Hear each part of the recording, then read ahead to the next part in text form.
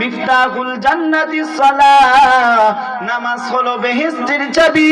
চাবি ছাড়া দুনিয়ার ঘরে ঢোকা যায় না। দুনিয়ার ঘরে যদি তালা মারা থাকে, তালা মারা থাকে রে আল্লাহর বান্দা, চাবি ছাড়া ঘরের ভিতরে ঢুকতে পারবা না।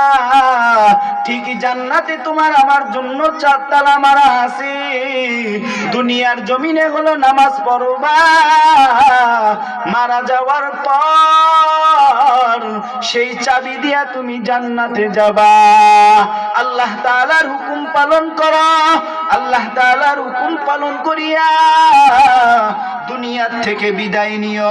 রাসূল বলেন, উম্মত রে, কেউ যদি আমাকে ভালোবাসতে চাও তাইলে আমার আগে সুন্নাত পালন করো। মান আহাব্বা সুন্নতি ফাকাদ আহাব্বানি ওয়া মান আহাব্বানি কানা মাই ফিল জান্নাহ। কেউ যদি আমার আদরের নবীকে ভালোবাসতে চাও তার আগে আমার রাসূলের সুন্নাত টুপি পরো, তার আগে আমার রাসূলের সুন্নাত দাড়ি রাখো, তার আগে আমার নবীর সুন্নাত জুব্বা পরো, মিসওয়াক করো, যত সুন্নাত আছে সুন্নাত পালন করো। ইল্লাল্লাহ লা ইলাহা ইল্লাল্লাহ লা ইলাহা ইল্লাল্লাহ লা ইলাহা ইল্লাল্লাহ লা ইলাহা ইল্লাল্লাহ লা ইলাহা ইল্লাল্লাহ লা ইলাহা ইল্লাল্লাহ মুহাম্মাদুর রাসূলুল্লাহ সাল্লাল্লাহু আলাইহি ওয়াসাল্লাম। এরে আল্লাহর বান্দারি, এখানে আসছি আমার মাওলাকে রাজি খুশি করার জন্য। যে কথায় আমার মাওলা খুশি হয়, যে কথায় আমার রাসূল খুশি হয়, ওই কথা বলার জন্য আসছি। পথ বলা বান্দা বান্দীদেরকে আমার মাওলার সঙ্গে জড়াইয়া দেওয়ার জন্য আসছি।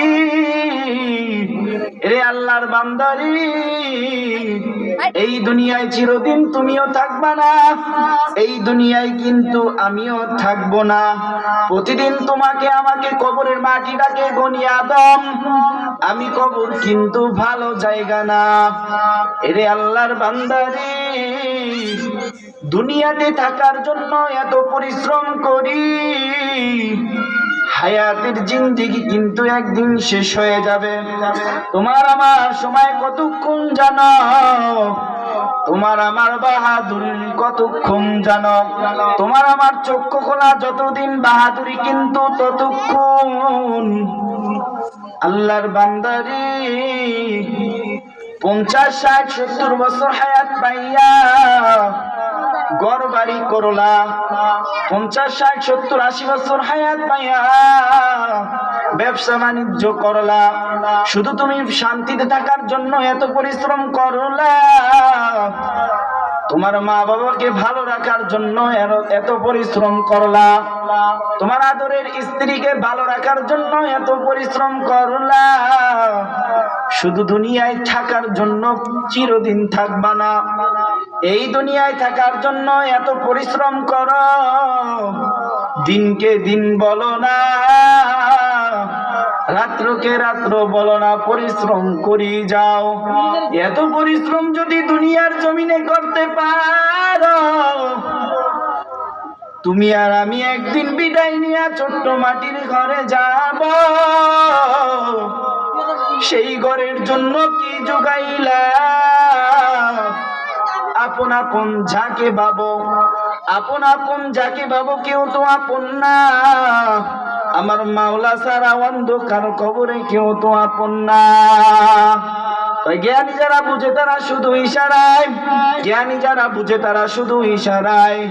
অবুঝ পাপী না জানে রে বুঝাবা কে আসু কোথায়। তরকারির মতন তরকারি হলে মাগো অল্প জালে সিজে, জ্ঞানীর মতন জ্ঞানী হলে দুই এক কথাই বুঝে। খেত গুনে তার ফসল ভালো, দুধের গুনে ঘি, বাপ গুনে তার বেটা ভালো, মা যেমন তার তেমন জি। মা যদি করে গ্রামে গ্রামে মাইয়া করবে কিন্তু দুর্গা মির্জাপুর বাজারে, আর মা যদি দিনদার আল্লাহ ওয়ালা হয়, আদরের ফাতিমা পর্দার আলারে আমার মাওলার ভয় কান্নাকারি করবে, আর ওই আল্লাহর বান্দি আমার মাওলার ভয় জাহান্নামের ভয়। ওই আল্লাহর বান্দি পর্দা করবে, অন্য পুরুষের সামনে বের হবে না। ওই ক্ষেত গুনে তার ফসল ভালো, দুধের গুনে কি? ক্ষেত গুনে তার ফসল ভালো, দুধের গুনে ঘি। বাপ গুনে তার বেটা ভালো, মা যেমন তার তেমন জি। কয় জ্ঞানী যারা বুঝে তারা শুধু ইশারায়, জ্ঞানী যারা বুঝে তারা শুধু ইশারায়। অবুঝ পাপি না দানের বুঝা বাকি আছো কোথায়? তরকারির মতন তরকারি হলে মা গোয়াল পূজা বেশি যায়, জ্ঞানীর মতন জ্ঞানী হলে বুঝে। ক্ষেত গুনে তার ফসল ভালো, ক্ষেত গুনে তার ফসল ভালো, দুধের গুনে ঘি। বাপ গুনে তার বেটা ভালো, মা যেমন তার তেমন জি। নদী কুল ভাঙ্গে ও কুল ভরে, এই তো নদীর খেলা। সকাল বেলা ধনীরে তুমি, ফকির সন্ধ্যা বেলা। ফেরাউনের লাশটি দেখো, ফেরাউনের লাশটি দেখো মিশর জাদু ঘরে। খায় না পোকা মাছি, সবাই ঘৃণা করে। হৃদয় থাকিবে যার নম্রতা সদা, রহমত আসিবে সেথা প্রভুর ওয়াদার।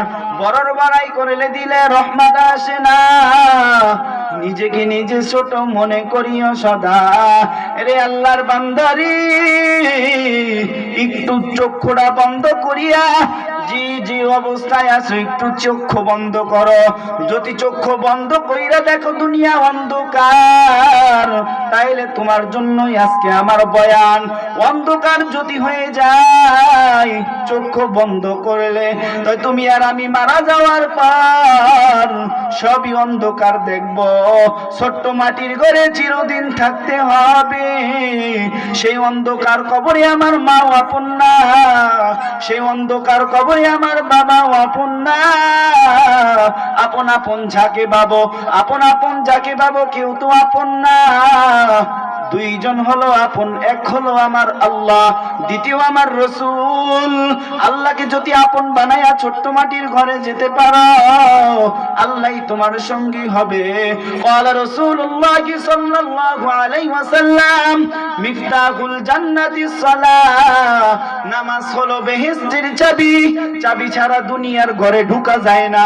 দুনিয়ার ঘরে যদি তালা মারা থাকে, তালা মারা থাকে রে আল্লাহর বান্দা, চাবি ছাড়া ঘরের ভিতরে ঢুকতে পারবা না। ঠিকই জান্নাতে তোমার আমার জন্য চার তালা মারা আছে। দুনিয়ার জমিনে হলো নামাজ পড়বা, মারা যাওয়ার পর সেই চাবি দিয়া তুমি জান্নাতে যাবা। আল্লাহ তাআলার হুকুম পালন করো, আল্লাহ তাআলার হুকুম পালন করিয়া দুনিয়ার থেকে বিদায় নিও। রাসূল বলেন, উম্মত রে, কেউ যদি আমাকে ভালোবাসতে চাও, তাইলে আমার আগে সুন্নাত পালন করো। মান আহাব্বা সুন্নতি ফাকাদ আহাব্বানি, ওয়া মান আহাব্বানি কানা মাই ফিল জান্নাহ। কেউ যদি আমার আদরের নবীকে ভালোবাসতে চাও, তার আগে আমার রাসূলের সুন্নাত টুপি পরো, তার আগে আমার রাসূলের সুন্নাত দাড়ি রাখো, তার আগে আমার নবীর সুন্নাত জুব্বা পরো, মিসওয়াক করো, যত সুন্নাত আছে সুন্নাত পালন করো। যদি নবীর সুন্নাতকে ভালোবাসতে পারো, আমার নবীকে ভালোবাসতে পারবা। কেউ যদি আমার দয়ার নবীকে, মায়ার নবীকে ভালোবাসতে চায়, সে জানি আল্লাহকে ভালোবাসে। আর কেউ যদি আমার মালিককে ভালোবাসিয়া ফেলায়, ওই আল্লাহ তাআলার জন্য, ওই আল্লাহর বান্দার জন্যই হলো জান্নাত।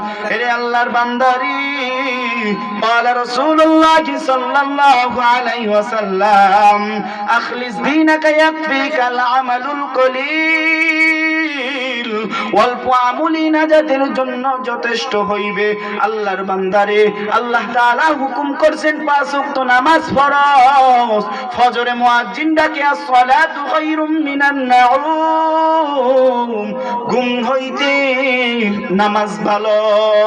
জোহরে মুয়াজ্জিন ডাকে আসো, আমার মাওলার কুদরতি পায়ে সেজদা দাও। আসরে মুয়াজ্জিন ডাকে আসো, আমার মাওলার কুদরতি পায়ে সেজদা দাও। মাগরিবে মুয়াজ্জিন ডাকে আসো, আমার মাওলার কুদরতি পায়ে সেজদা দাও। এশার সময় মুয়াজ্জিন ডাকে আসো,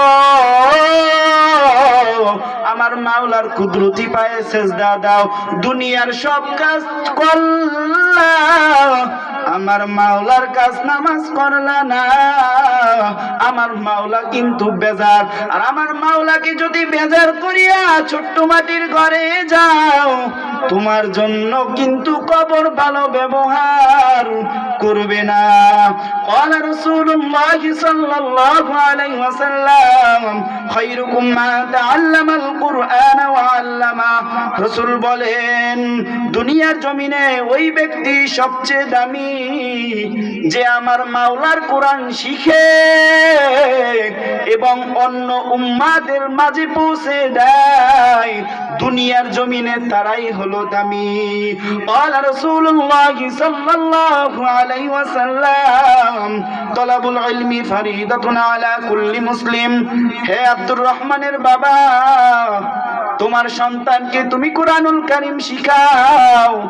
দ্বীনি ইলম শিক্ষা করা প্রত্যেক মুসলমানদের জন্য হলো ফরজ। তোমার ছেলেকে তুমি ডক্টর বানাও, তাতে আপত্তি নাই। তোমার সন্তানকে যদি তুমি হাফেজ আলেম বানাও, তাতেও আপত্তি নাই। আগে তোমার সন্তানকে তুমি কোরআন শিখাও। ডাক্তার বানাবা, এটা মুসলমানদের জন্য গৌরব। ইঞ্জিনিয়ার বাবা, এটা মুসলমানদের জন্য হলো গৌরব। তোমার ছেলেকে তুমি ইঞ্জিনিয়ার বানাবা, এটা মুসলমানদের জন্য গৌরব। তোমার সন্তানকে উকিল বানাবা, এটা মুসলমানদের জন্য গৌরব। তোমার সন্তানকে ওসি ডিসি এসপি বানাবা, এটা মুসলমানদের জন্য গৌরব। মুসলমানের সন্তান হাফেজ আলেম হবে, এটাও মুসলমানের জন্য গৌরব। قال رسول الله صلى الله عليه وسلم انا خاتم النبيين لا نبي بعدي। রাসূল বলেন, উম্মতরে আমাকে পাইবা না, সাহাবায়ে কিরামদেরকেও তোমরা পাইবা না, তাবিঈন তাবে তাবিঈনদেরকেও পাইবা না। দুনিয়ার জমিনে যদি আমার মাওলাকে পেতে চাও, জান্নাত যদি পেতে চাও, তাইলে তুমি উলামায়ে কিরামের হাত ধরো। قال رسول الله صلى الله عليه وسلم ان العلماء ورثة الانبياء। আলেম হলো আমার নবীর ওয়ারিস।